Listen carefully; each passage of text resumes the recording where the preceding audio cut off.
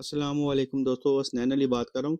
दोस्तों मार्केट में काफ़ी सारा कॉमन फ़ॉल्ट आया हुआ है, वो आपके साथ शेयर करूँगा, कंप्लीट सॉल्यूशन आपको बताऊँगा, आपने बस वीडियो पूरी देखनी है। ठीक है दोस्तों, ये हॉट 50 आई है, इन्फिनिक्स का मोबाइल। पावर सप्लाई पे इसको हम ऑन कर रहे हैं, तो 114 मिली एम्पेयर के ऊपर ये स्टक हो रहा है। कभी ये स्टक भी होता है, कभी ये रीडिंग लेके वापस भी छोड़ देता है। सेकंड नंबर पे अगर हम इसकी पोर्ट चेक करेंगे, तो ये पोर्ट नहीं बना रहा और अगर इसको ज़्यादा देर तक पीसी के साथ लगाई रखें, तो ये पोर्ट शो कर भी देता है और पोर्ट अगर ये शो करेगा तो ये बी रोम की पोर्ट शो करता है, ठीक है?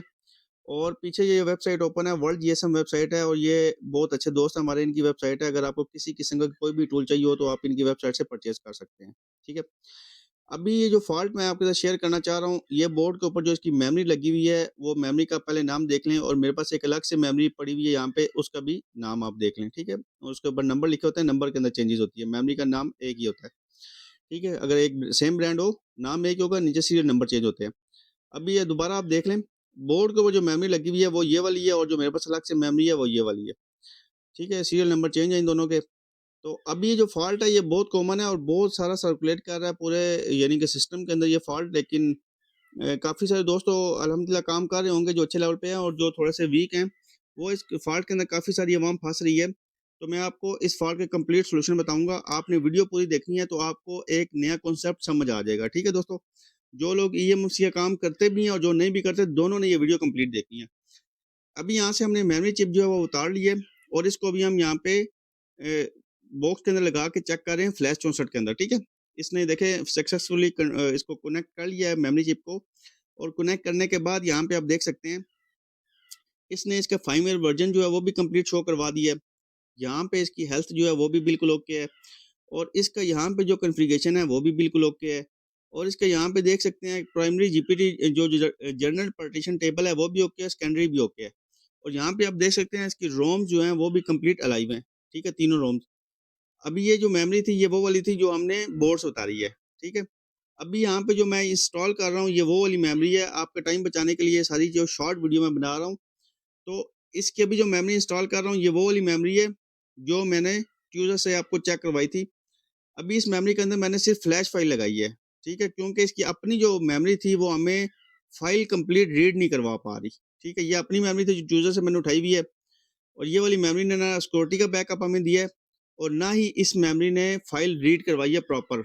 रीड करवा रही है लेकिन बहुत स्लो स्पीड दे रही है, जबकि इसकी हेल्थ भी ओके है और सारा कुछ इसके अंदर ओके है। तो ये जो मेरा चैनल है ये पाकिस्तान मोबाइल लैब, ये मेरा न्यू चैनल है। आपने इसको सब्सक्राइब कर लेना है, लाइक करना है और इसको शेयर लाज़मी करना है। इसके ऊपर कंप्लीट न्यू जितने भी फ़ॉल्ट हैं वो एक सीरीज़ के हिसाब से मैं वीडियोज़ अपलोड करूँगा। यहाँ पे आप देख सकते हैं कि यहाँ पे सेट बूट कर गया है, इन्फिनिक्स लिखा हुआ आ गया और यहाँ पे ये एंटी क्रैक पे चला गया। आपको ये चीज़ भी पता होना चाहिए लेटेस्ट मॉडल जितने भी हैं उनकी अगर आप मेमोरी चेंज करेंगे, चेंज करने के बाद अगर पहले वाली सिक्योरिटी फ़ाइल अगर आप वो राइट नहीं करेंगे एनवी डेटा, एनवी रैम, तो सेट ऑन होने के बाद एंटी क्रैक पे चला जाएगा। सेट ऑन करने से पहले प्रीवियस जो पहले ईएमएमसी के अंदर इसकी original NV data, NV RAM की फ़ाइल थी वो आपने लाज़मी लगानी है, नहीं तो आपका सेट एंटी क्रैक पे चला जाएगा।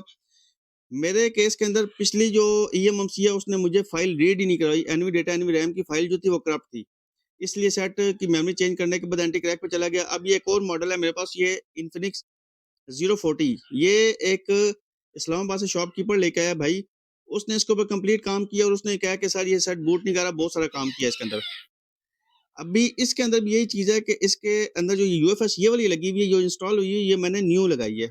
इसकी ओल्ड यूएफएस जो है वो अलग है और ओल्ड यूएफएस के अंदर भी फाइल सारा कुछ मौजूद है, हेल्थ भी ओके है, लेकिन वो रीड राइट स्लो करवा रही है। तो इसके अंदर मैं आपको बताऊँगा कि कितनी स्पीड आएगी, तो उसको आप लेटेस्ट मॉडलों के जो सीपीयू के जीपीयू हैं, वो प्रोग्राम्ड हो चुके हैं। वो कम स्पीड के ऊपर क्लॉक बस स्पीड कम के ऊपर जो है ना सेट को ऑन नहीं कर पा रहे। ठीक है? मैं आपको बता देता हूँ।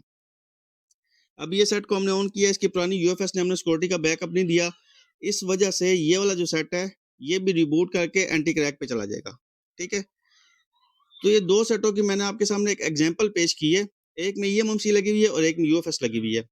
अब मैं आपको बता देता हूँ कि जो ईएमएमसी वाले सेट हैं, अगर वो आपके पास फ्लैश 64 है, ये देखें एंटी क्रैक पे चला गया।